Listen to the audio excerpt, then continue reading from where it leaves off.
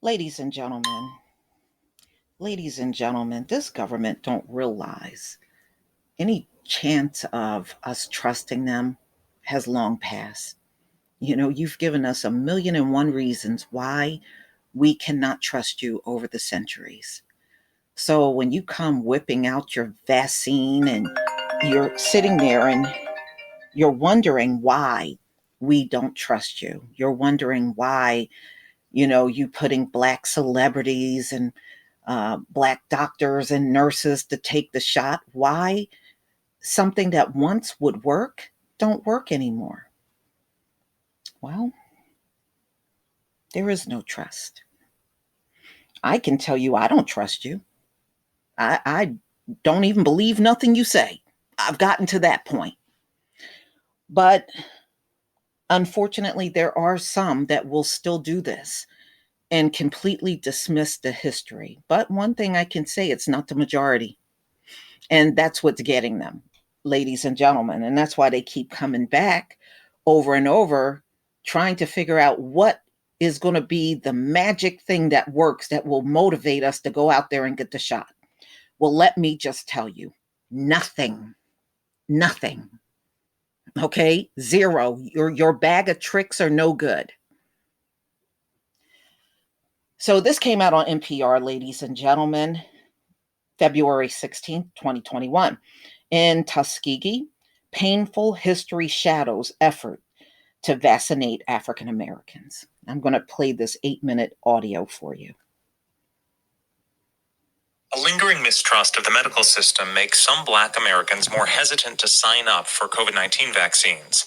The early data show a stark disparity in who is getting shots in this country. More than 60% going to white people and less than 6% to African Americans. The mistrust is rooted in history, including the infamous U.S. study of syphilis that left Black men in Tuskegee, Alabama, to suffer from the disease. NPR's Debbie Elliott traveled to Tuskegee to see how that 20th century tragedy affects the vaccine rollout today. Cheryl Owens says she grew alarmed talking with family and friends and elderly relatives in Tuskegee who told her they were afraid to get a COVID vaccine. So I asked why. And it was like, well, you remember that Tuskegee syphilis study? That's why.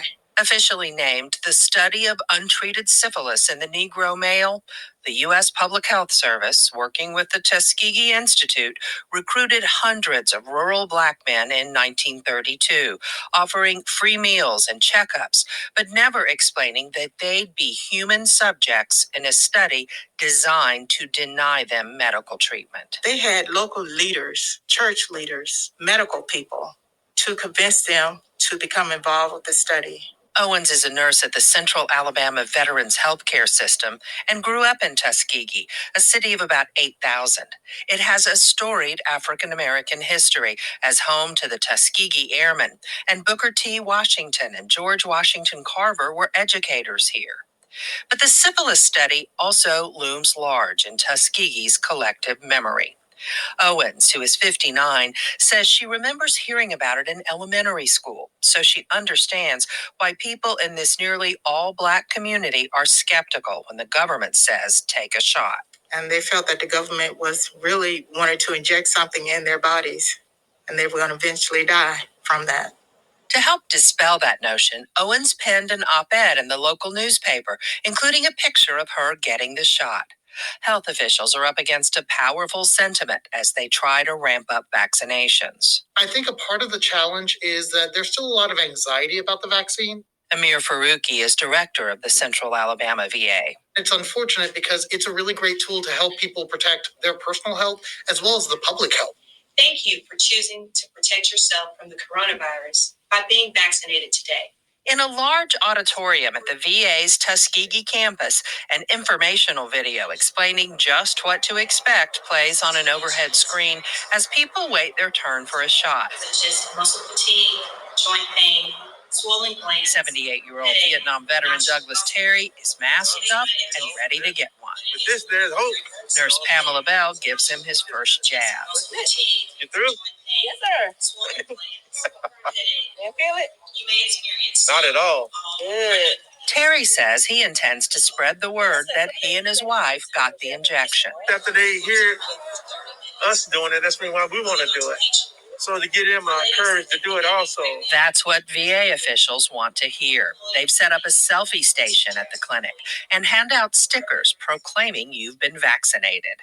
The VA's infectious disease physician, Dr. April Truitt, says that word of mouth will be key to overcoming reservations about the shot. The more people hear about the vaccine, the more they know someone else who's received the vaccine, the more they see how well they did, the more comfortable they become with the vaccine. It's the biggest PR project to get Black people to take that vaccine. Lucinia Williams Dunn is the former mayor of Tuskegee and runs a local community development organization. She's not convinced. Even though she's been watching the pandemic's devastating and disproportionate impact on African Americans, she still questions the rapid development of the vaccine. And then there's the history. You cannot separate the experience of the past with what we believe in the present. I mean, people say, well, y'all are not to be worried about that syphilis study. Yeah, we do, because that's part of our experience. The vaccine rollout has sparked a conversation among descendants of the men involved in the syphilis study. Among them is Thylene Williams of Tuskegee. She says her grandfather died before knowing the truth about the study. Grandfather, his name was Willie Fitzpatrick. He was a good man, family man, a farmer. She says there's a difference between what's happening now and what the government did to her grandfather and the other men. They didn't know what they were getting into. Williams, who is 72, says she was able to talk with her doctor about the vaccine. I went on and got it, the first shot. We knew about it. We've been hearing and talking about it. It's not like, come on, we're going to do this. Nobody knew anything about it like they did. Her grandfather is among those now memorialized at the Tuskegee History Center on a large tile circle in the middle of the museum. And around here in alphabetical order, you have the names of all 623 men. That's Tuskegee civil rights attorney Fred Gray, who represented the men when the truth came out about the study in the 1970s, 40 years after it began. Participants were not injected with syphilis, but those who already had it were left untreated, even once penicillin was available. Not only did they withhold treatment from it, but they sent these men's names to the various doctors in the area and told them if they came to their office not to treat them for syphilis. Gray won a $10 million settlement for the men and later secured this apology. Now that is absolutely rotten, y'all. So they sent letters to everybody, every medical doctor's office in the state saying if these men showed up, don't treat them. How rotten is that? And this is the government that did this stuff, y'all. Never forget that. This is the government that did this. So they denied these men treatment all the way around and knew they had the syphilis, and just completely denied it. And I think that's really unfortunate. Many of them died without ever knowing the full truth about what happened to them. No, we don't trust your shot. Now, yeah, you're going to get some that will do this anyway. Everybody don't think or do research. They just go and do everything based on what they heard.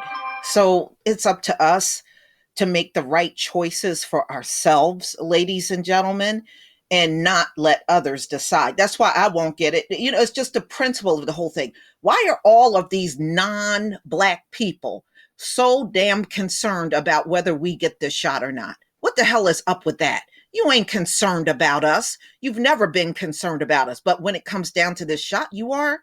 Give me a break. No, not trusting it. Not trusting it at all. You don't have our best interests at heart. Since when? Get out of here.